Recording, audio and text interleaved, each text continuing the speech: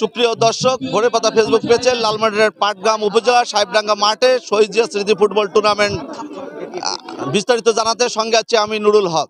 আমরা জানেন পাটগ্রাম পৌর বিএনপির উদ্যোগে 15 দিন ব্যাপী 16টি দল এই টুর্নামেন্টে অংশগ্রহণ করবে। আজকে যে দুটি দল অংশগ্রহণ করেছেন পাটগ্রাম ঠাকুরবাড়ি ঠাকুরবাড়ি 11 এবং ঠাকুরগাঁ রানী শঙ্কল 11, এই দুটি খেলার মধ্যে সাহেব ঠাকুরবাড়ি বিনাপানি 1-0 গোলে ঠাকুরগাঁ রানী শঙ্কল 11কে পরাজিত করে এগিয়ে আছে।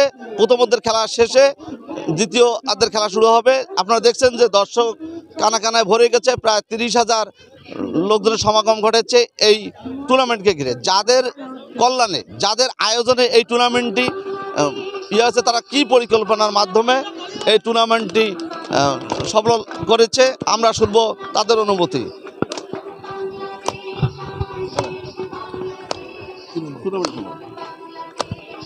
আপনি যে এই যে আপনাদের উদ্যোগ, আপনাদের আয়োজনে এত বড় একটি টুর্নামেন্ট করলেন, এটি নিরাপত্তার বিষয়ে আপনারা কি ভাবছেন, কিভাবে করতেছেন?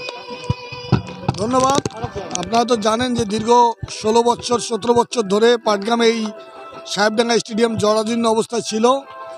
এটা ছাত্র জনতার বৈষম্য বিরোধী আন্দোলনের পর বাংলাদেশের মানুষ যে গণতান্ত্রিক অধিকার ফিরিয়ে পেয়েছে, সেই গণতান্ত্রিক অধিকারের শক্তিতে বলীয়ান হয়ে পাটগ্রামের পৌর বিএনপি এই যে জরাজীর্ণ স্টেডিয়াম উপজেলা প্রশাসন, পৌর প্রশাসন থেকে সংস্কার করে আমরা শহীদ জিয়া স্মৃতি ফুটবল টুর্নামেন্ট আমরা চালু করেছি। আজকে শুভ উদ্বোধন হলো। উদ্বোধন করলেন আমাদের এই এলাকার আমাদের প্রাণপ্রিয় লিডার জনাব ব্যারিস্টার হাসান রাজীব প্রধান। আমরা আমাদের এই টুর্নামেন্ট খেলাকে সার্থকভাবে সফলতার দিকে নিয়ে যাওয়ার জন্য আমরা নিরাপত্তার 250 জনের একটা নিরাপত্তা টিম তৈরি করেছি। তারা জনগণ, শ্রোতা, দর্শক সবাইরে তারা নিরাপত্তা দেওয়ার জন্য সার্বক্ষণিক প্রস্তুত আছে।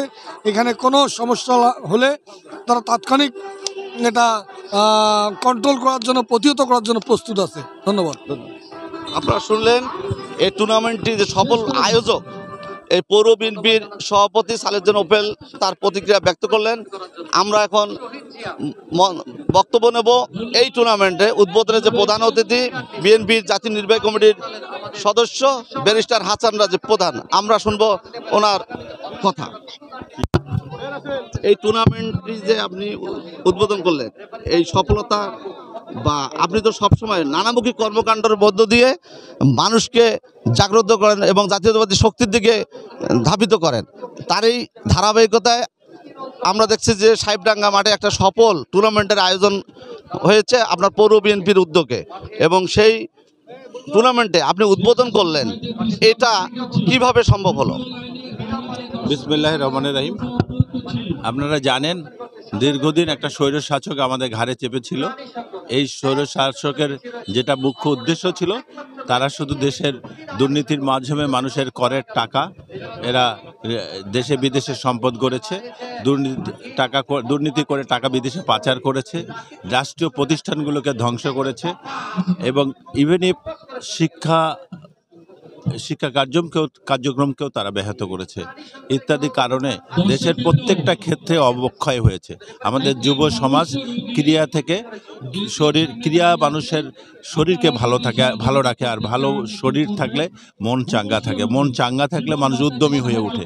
কিন্তু আমাদের যুব সমাজ বিভিন্ন রকম সামাজিক অবক্ষয়মূলক কাজে লিপ্ত ছিল, নেশায় লিপ্ত ছিল, এবং আমরা এই মাদক নেশা থেকে এদেরকে মাঠে ফিরে এনে একটা সুষ্ঠু পরিবেশ গড়তে চাই। এই জন্য সামাজিক আন্দোলন দরকার, এবং সামাজিক আন্দোলনের লক্ষ্যে আমরা মানুষজনকে বিভিন্নভাবে আমরা ঐক্যবদ্ধ করছি, যাতে করে আমরা একটা আগামীর বৈষম্যবিহীন বাংলাদেশ, একটা মানবিক বাংলাদেশ, একটা আধুনিক বাংলাদেশ গড়তে পারি। আমাদের নেতা তারেক রহমান সাহেব যে কর্মসূচি দিয়েছে, সেই কর্মসূচিটাকে মানুষের মাঝে ছড়াই দিয়ে আমরা দেশ গঠনে ভূমিকা রাখবো। আগামীতে ছাত্র জনতা যে বাংলাদেশ দেখতে চায়, যে স্বপ্ন নিয়ে বাংলাদেশকে স্বৈরাচার মুক্ত করেছে, সেই স্বপ্ন আমরা ইনশাল্লাহ বাস্তবায়ন করব।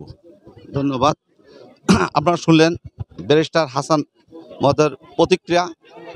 উনি সবসময় জনগণকে পাশে রাখার জন্য নানামুখী কর্মসূচি, যখন বিরোধী দল ছিল সেই মুহূর্তে মানুষজনকে আইনি সহায়তা করে বিএনপি জাতীয়তাবাদী শক্তিকে সংগঠিত করার চেষ্টা করেছে। এখন বিভিন্ন প্রোগ্রামের মাঝে মাঝে এই ক্রীড়াকে এগিয়ে নেওয়ার জন্য নানামুখী পদক্ষেপ গ্রহণ করেছে। মাদক রুখে ফুটবলে এই স্লোগানকে সামনে রেখে পাটগ্রামে এই চলমান যে এই টুর্নামেন্টের সাফল্য কামনা করে আমি লালমনিরহাটের পাটগ্রাম উপজেলা সাহেবডাঙ্গা থেকে কথা বলছি, নুরুল হক। ধন্যবাদ সব।